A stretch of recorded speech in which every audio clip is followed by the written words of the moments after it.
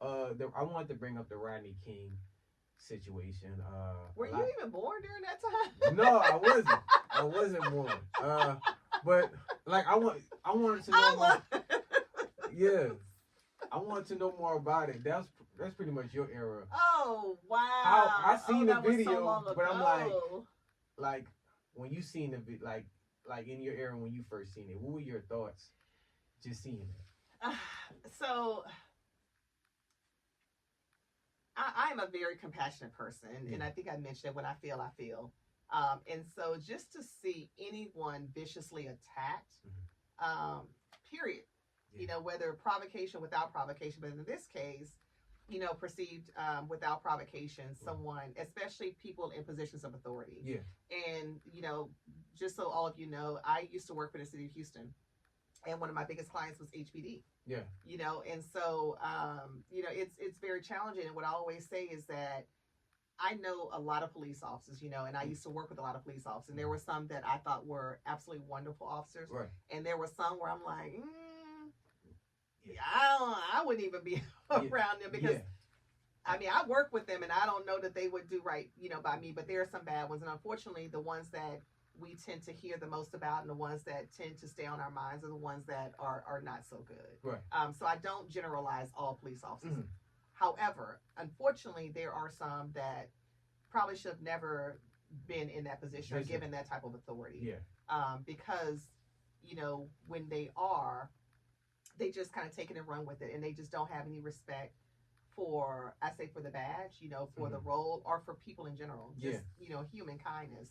And so, for the Rodney King situation, to see a man, unarmed man being brutally beaten by so many officers, it was unnecessary. And it goes beyond, oh, I'm just doing my job as an officer. No, you cannot convince me that you were doing your job by several officers beating this man unarmed, defenseless.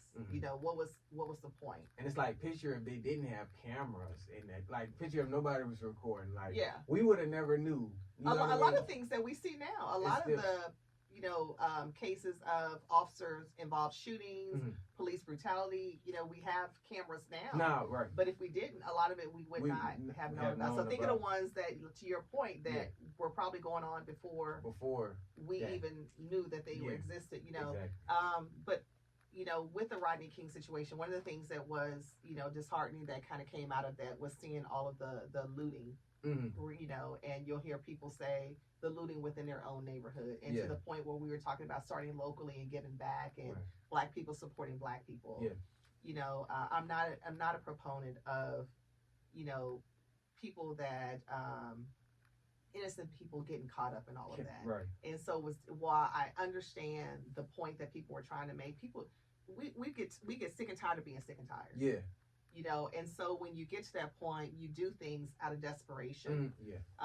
But I really did hate seeing so much of the looting for those small community, businesses that were impacted. Right. That did not agree with what happened, but because of what was going on at the time. They were impacted by it. So, that makes sense. Yeah, I mean, definitely just a tragedy. All around. Definitely something that we just had to think about every Black History Month. Just kind of keep that intact.